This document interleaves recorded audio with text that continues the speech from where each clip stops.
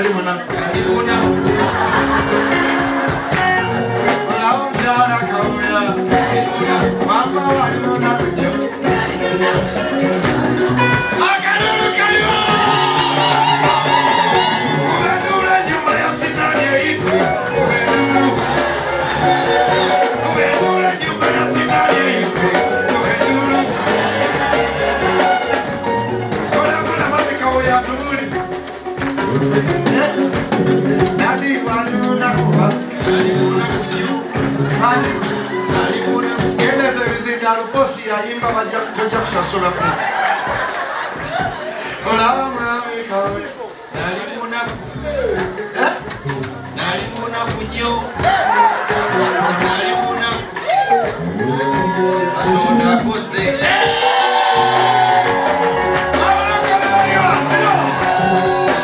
Omugaga Kawooya. Kalimuna kunyo. Wakama yetwe. Abali amabega muwulira. Kola soko tabajja kusasula. Ono bosi yayimba. Temuwulidde. Wamba Omugaga Kawooya. Balimuna kunyo.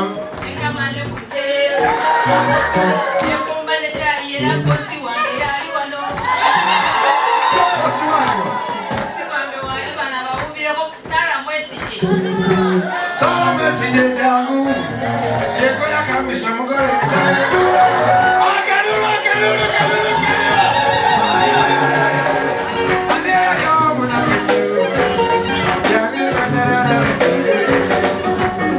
Akalulu kabosi. Taka kopola. Yali kosi waingaze mafumbira chai. Naye lukunamba ngolusemwe wezimulekawo ng'azimba. Ali mukyala mulungi nnyo. Ng'ali tigalo wabo ku ntebe airport. Mama noza mweyagale mwawo. Mweyagale mwawo. Mukama yakikoze mwawo. Wama mweyagale mwawo. Wano waliwo abaali abanaku ennyo. Kubendula ennyumba ya sitaani eyimbide. Kubendula ennyumba ya sitaani eyimbide. As you renew your marriage vows today, you will demonstrate the true nature of love as described by the Apostle Paul. So Joel, this woman who stands beside you is your wife. And you know that very well. Your life, your character, and conduct contributes to her happiness. She looks to you for encouragement, affection, and steadfastness. Your faithfulness to her and provision for her have been and will be a great blessing. So will you, on this day, continue to live together with Josephine in the holy estate of matrimony? Will you love? Will you comfort her, honor, and keep her in sickness and in health, and keep yourself only unto her as long as you both shall live? If you will, you can say, I will with the help of the Lord. I will with the help of the Lord.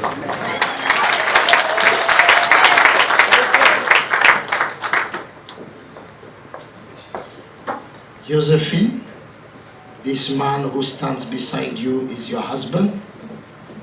He has been for the last 20 years. Your life and love contribute to his hope and inspiration. He has looked for you for encouragement, cheerfulness, and confidence. By your faithfulness to him and your faith in him, you have been and will be a great blessing. Will you continue to live together with Joel in the holy estate of matrimony? Will you love him, comfort him, honor him, keep him in sickness and health, and keep yourself only unto him, so long as you both shall live? Yes, I will.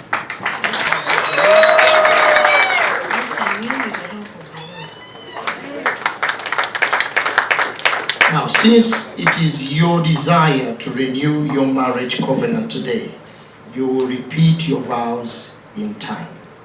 Let Joel make sure this is Josephine. Can you give him a mic to tell us whether this is the one? Is this Josephine? Yes, this is my dearest wife, Joseph.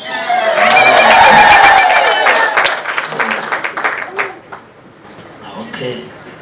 Well, you can repeat your vows.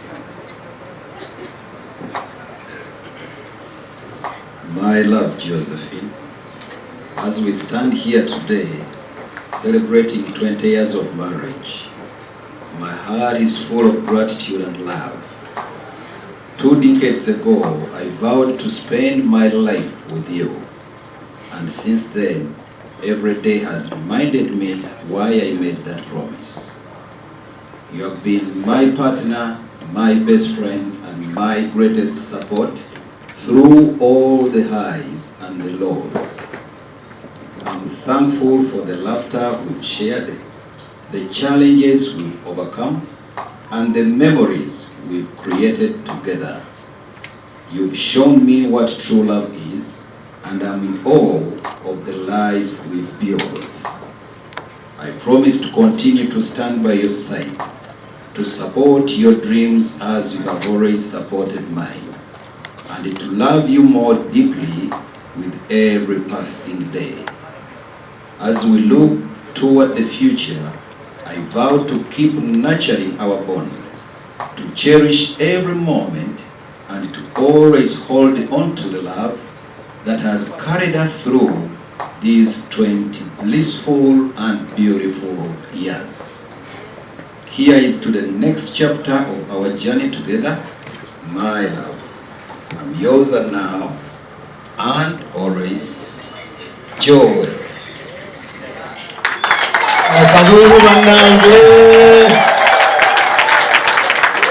Okay, can we give the mic to Josephine as well? My dearest Joel, 20 years ago we made a promise to love, honor, and cherish each other. And today, as I look back on our journey, I am overwhelmed with gratitude and love. We have shared countless moments of joy, faced challenges together, and grown stronger with each passing year. You are my rock, my confidant, and my best friend. Your love has been a beacon of light in my life, guiding me through every storm and celebrating every triumph. Together we have built a beautiful life, filled with laughter, love, and endless memories. I vow today to continue loving you with all my heart. I promise to support you in your dreams, to stand by your side in every endeavor, and to cherish every moment we share. I'll be your partner in all the things, sharing in joy and easing the burdens of life. As we celebrate this milestone, I look forward to the future with excitement and hope. I'm grateful for every moment we have shared and for many more that await us. You are my everything, and I'm blessed to walk this journey of life with you. With all my love, now and forever, my King.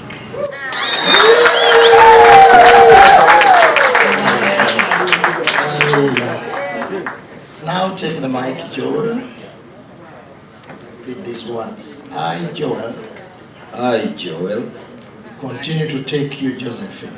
Continue to take you, Josephine. Be my wedded wife. To be my wedded wife. To have and to hold. To have and to hold. From this day forward. From this day forward. In plenty and in want. In plenty and in want. In joy and in sorrow. In joy and in sorrow. In sickness and in health. In sickness and in health. To love and to cherish. To love and to cherish. Till death do us apart. Till death do us apart. And thereto I pledge you my faith. and therefore I pledge my faith.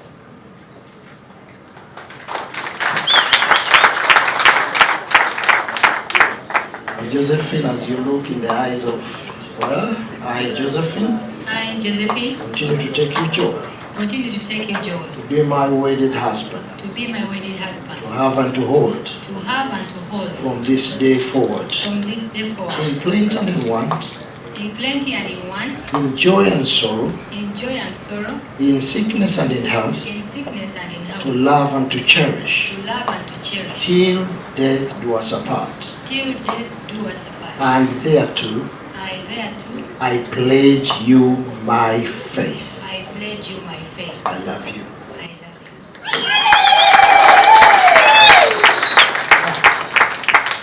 you. This is the covenant. This is the sign of the seal of the covenant. That eri abantu abatawana n'empeta. Empeta. Buli covenant yaberanga ne seal that seals it. That is why the Jews circumcised. That's why we do baptize. Mukama yebazibu. Yambala empeta ng'ofuluma enju. Kakati katukkirize. Empeta zino. Mukama twongera okuleeta akabonero kano ak'endagaano. Akali obukakafu wakati wa Josephine ne Joel. Batambudde ne beekuumira wamu. Ne bagumiikiriziganya. Ne babeera beesigwa buli omu eri munne. Kyavudde batuuka ku lunaku luno. Mukama kyavudde abawa omukisa omungi ate ng'akyayongera. Sabidde akabonero kano Mukama. Oyongere okukanyweza mu makati gaabwe kabeere endagaano enywevu etegenda kumenyebwa. Waleme okubeera omuntu yenna agiyingiramu, waleme okubeera omuntu yenna agimenya oba amaanyi ga kizikiza oba tewabangawo ekiyingira mu makati gaabwe. Sabidde akabonero kano okuba katukuvu nga bongera okukola ebirayiro bino mu linnya lya Mukama waffe Yesu.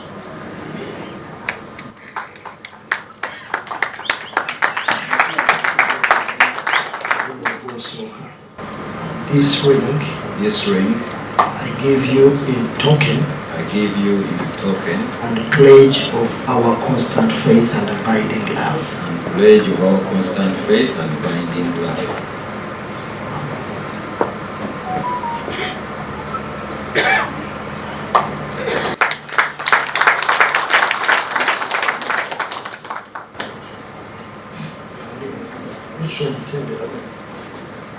This ring, I give it to you. A token. As a token. And the pledge of our constant faith and abiding love. As a pledge of. A pledge of our constant faith. And abiding love. In Jesus' name. In Jesus' name. Josephine Kawooya. Badde nsaba mukulu Metron Festival nteeka omuzindalo obukumulumwaja gwa Kawooya. Waliwo mu time mukulu Kawooya wakwana Josephine nga tetuliyo n'ebigambo wakozesa era ne wabisoma byava ku mutima. Yagala oyogera ebigambo biva ku mutima okuva kati obigamba Josephine bw'anaamala naye akole kyekimu mwekwanire wano makati gaffe yesuubize. My dearest Josephine, I want to thank you so very, very much for these 20 years. You've been such a blessing to my life. You've helped me to get to where I am. I believe I wouldn't be where I am without you. I love you so very much, and I pledge to love you even more and much more than I've ever done. Engalo zibuze. Hata omukono, kuta mukono. Yogera omwami wange. Olunaku olwaleero neeyongera okwagala nga bwe sikwagalako. Nkusuubiza nti ngenda kutambula naawe obulamu bwange bwonna nga Mukama yeebezi waffe. Mukama yeebazibwe. Temulaba nti ekyo kyamagezi nnyo tebajja ku mutima ebigambo ebyo. Amiina. Ekyewuunyisa ffe abali ku mbaga ey'emyaka 2 agayise Josephine ono muto kwoli. I don't know how, but how many were there at that wedding? Bamanyi bawere wano. Niye badde wano nga ayimba liuta. Yakwezi awo. Whatever bamanyi face. Naye Josephine ono mujja kulaba ebifaananyi muto kwoli after 20 years. Isn't that good? Mukama tumwebaza. Twagala okusaba. Abazadde we bali wano. Ayi Mukama nkwebaza abaana bange bano bali mu kifo kino Mukama. Nkwebaza okubawa obulamu. Nkwebaza Mukama Taata abaana bange bano okubeera ono mutabani wange muka mwana wange bannange mbeebaza okulaba nga mutuuse ku kkula lino. Nebaza Mukama abawadde obulamu abawadde obugabirizi ne mutuuka ku lino ekkula ne mutuuka ku bino byonna bye mukoze. Nebaza Mukama era nsaba Mukama obongere obawe ebirungi obawe ebisingana bino obawe obulamu Mukama. Nebaza Mukama Katonda wange linnya lya Yesu nsabidde, amen. Hallelujah. Engalo ez'amaanyi maama.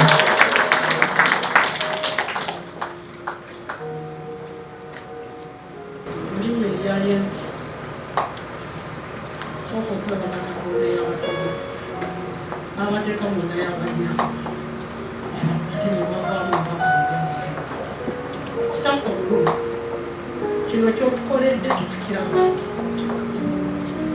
bakoze endagaano endala empya ate mumaaso g'abantu abalala abaaliwo agala okusooka okwebaza tewali wange ate mukodomi wange okutuyisa bwati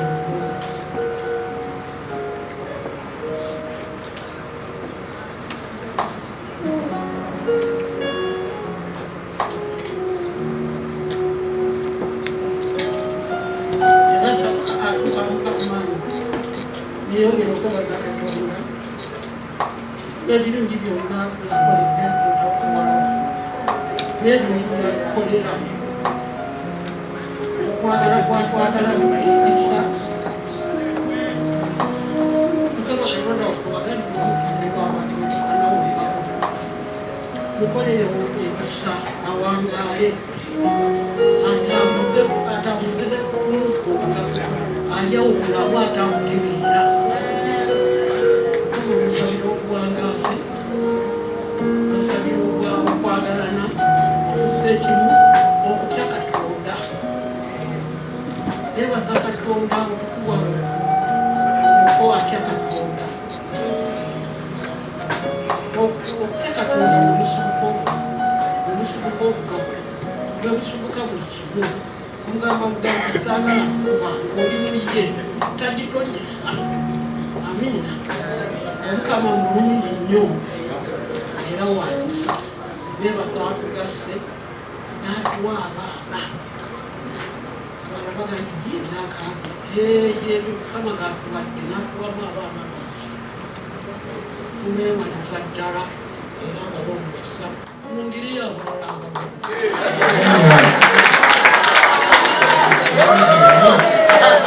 Mama webale esaala eyo ewulira ddala ebadde mu maama.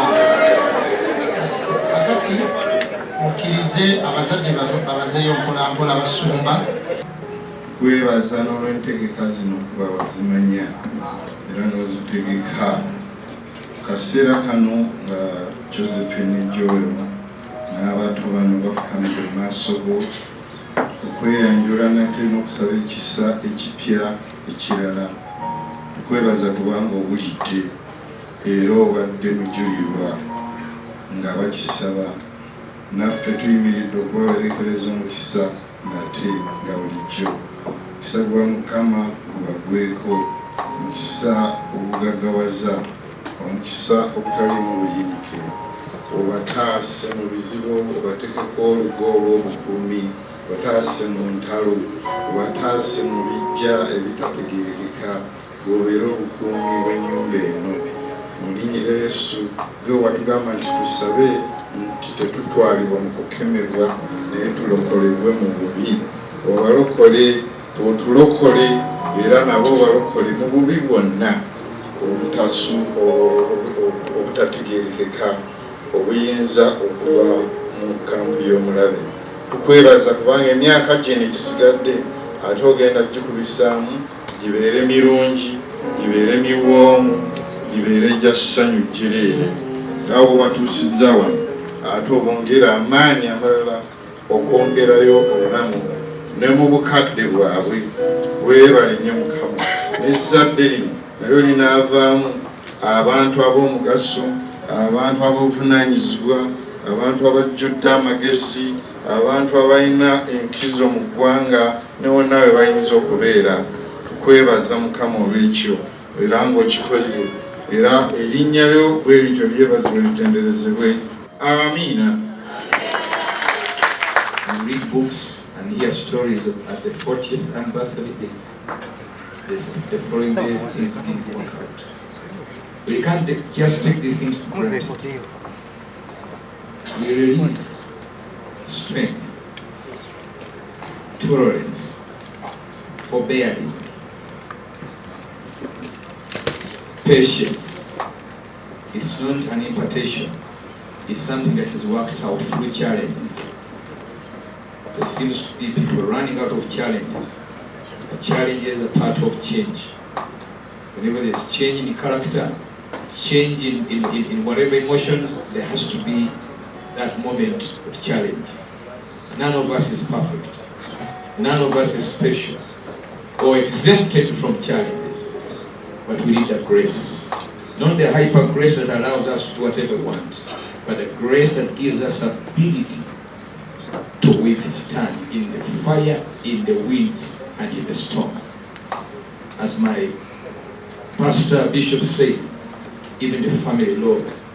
Zindabanga Mukama lweki kutuula mu family. Ffenna tulina family zibe taata baffe ajiba naye olwaleero Kawooya ne family bakutudde. Abaana bano tebalina kye banaayogera kirala. Bajjagamba taata eyimbide ne maama ng'omuzaana muzigo bw'asabye bishop twongera kikulukute mu baana.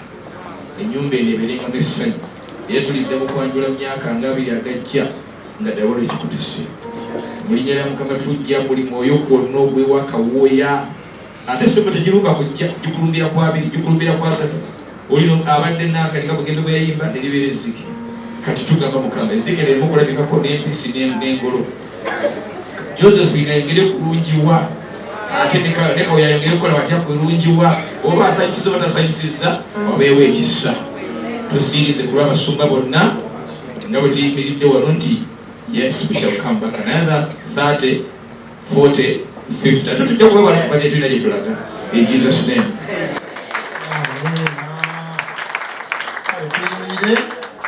Josephine have renewed their marriage vows and have witnessed before God, their family and friends, and have pledged their continuing faithfulness to each other.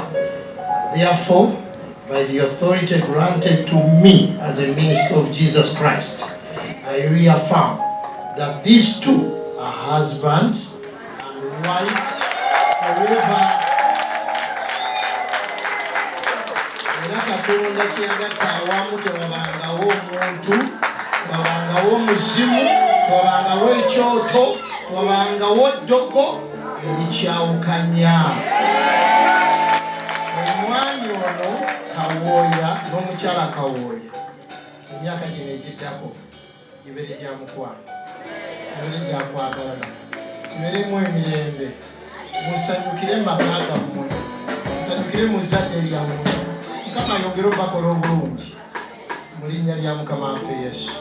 Amiina. Ng'ebyo byonna mbimaze, I now can tell the groom to kiss the bride.